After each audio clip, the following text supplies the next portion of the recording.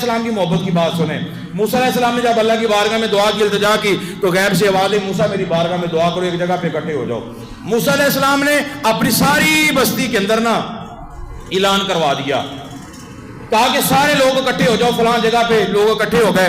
سارے پوری بستی کا ایک فرد بھی گھر میں باقی نہیں رہا, سارے کے سارے بستی اس جگہ پہ آ گئے, عبادت کرنے لگے, دعا کرنے لگے. دعا کر لی, دعا کرنے کے بعد بھی بارش نہیں آئی. موسیٰ علیہ السلام اللہ سے ہم کلام ہوئے, اللہ کی بارگاہ میں التجا کی کہ رب العالمین تیرا حکم تھا میری بارگاہ میں آ جاؤ, التجا کرو. یا اللہ کیا ہماری التجا میں کوئی کمی رہ گئی ہے؟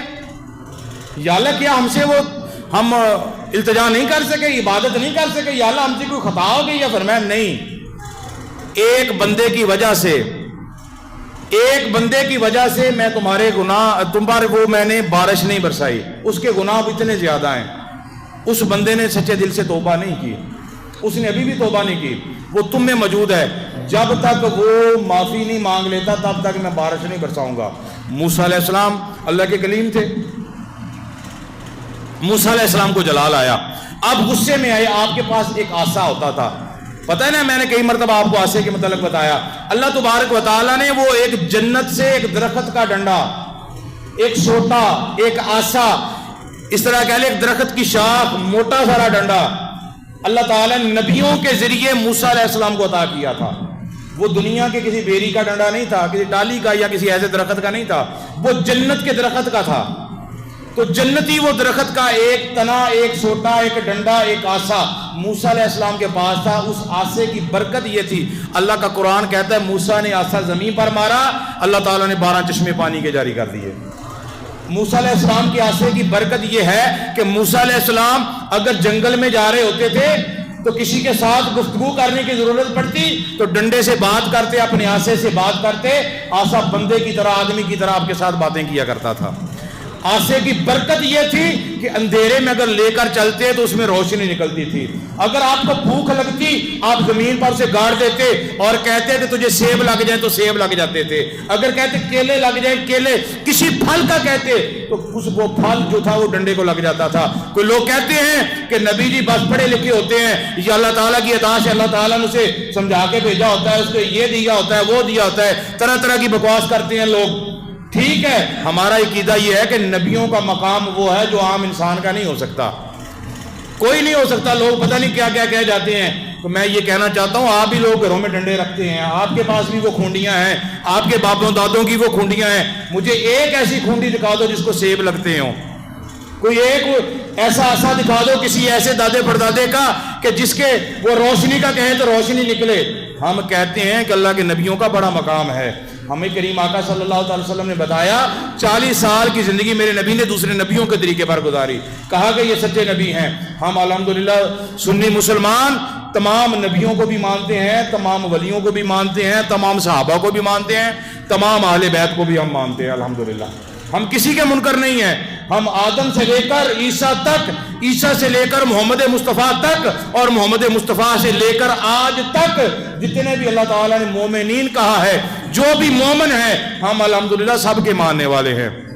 بلکہ میرے عقیدے کی یہ بات ہے, اہل سنت کا ہم سب کا یہ عقیدہ ہے, ہم کہتے ہیں کہ بندہ جتنا ہی گناہ گار کیوں نہیں ہے, شراب زندگی میں پیتا رہا, برے عمل کرتا رہا, ہر طرح کے اس کے نامہ اعمال میں برائیاں لکھی ہوئی ہیں, ہمارا ایمان یہ ہے کہ جب وہ اللہ کی بارگاہ میں رجوع کرتا ہے نا, اللہ کی بارگاہ میں آتا ہے, سجدہ کرتا ہے, کہتا ہے اے میرے اللہ, تو غیب سے آواز آتی ہے ہاں میرے بندے. جب کہتا ہے نا رب ہاں میرے بندے, تو پھر سارے گناہ کی معافی مل جاتی ہے. اللہ کہتا ہے یہ میرا بندہ ہے.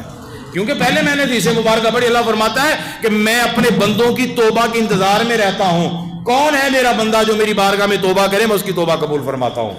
تو موسیٰ علیہ السلام کے پاس وہ آسا تھا. موسیٰ علیہ السلام نے ہوا میں آسا اٹھایا, غصے میں بولنے لگے, زور سے بولنے لگے, اے مجمع والو تم میں کون ہے وہ بندہ, دفع ہو جائے, نکل جائے مجمع سے اٹھ کے, جس نے ابھی تک توبہ نہیں کی.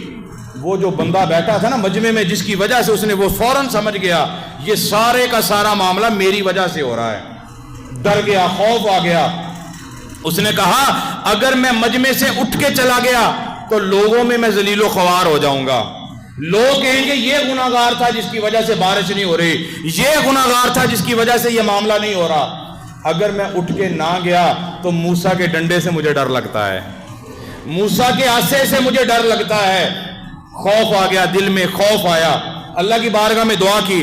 ابھی موسیٰ علیہ السلام یہ بات ہی کر رہے تھے کہ بارش برسنا شروع ہو گئی، بندہ کوئی اٹھ کے گیا بھی نہیں، بارش برسنی شروع ہو گئی۔ اللہ کی بارگاہ میں عرض کیا، رب العالمین تیرا حکم یہ تھا، تیرا پیغام مجھ تک یہ پہنچا کہ اس میں ایک بندہ ہے جس کی وجہ سے دعا قبول نہیں ہو رہی، بارش نہیں ہو رہی۔